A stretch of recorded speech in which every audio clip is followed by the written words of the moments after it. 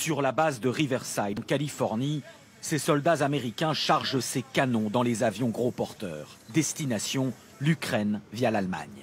Et ce balai n'est pas prêt de s'arrêter.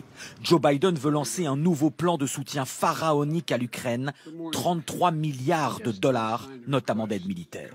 Le coût de ce combat n'est pas léger, mais céder à l'agression serait un coût encore plus élevé si on laissait faire.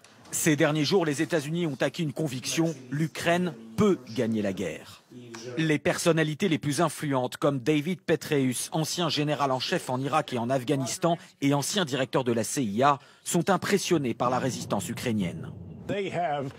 Les soldats ukrainiens ont cette incroyable détermination, ce courage, cette inventivité.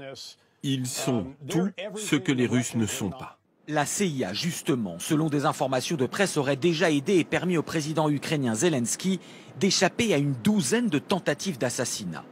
Pour les politologues, les États-Unis ne peuvent aujourd'hui plus faire marche arrière.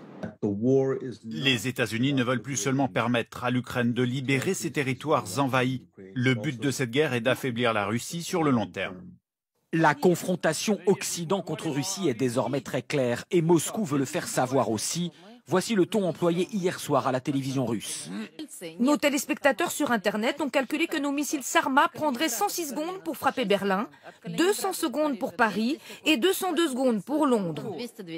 Des missiles nucléaires qui foncent à 25 000 km/h et Vladimir Poutine n'hésite pas à user de cette surenchère. Nous avons tous ces outils dont personne d'autre ne peut se vanter actuellement. Nous n'allons pas nous vanter. Nous allons les utiliser s'il le faut. Et j'aimerais que tout le monde le sache. Il est loin le temps où Donald Trump qualifiait Vladimir Poutine de génie. Aujourd'hui, les démocrates comme les républicains semblent soutenir l'Ukraine. Et Vladimir Poutine aura réussi sur ce point l'impensable, unir la classe politique américaine contre lui.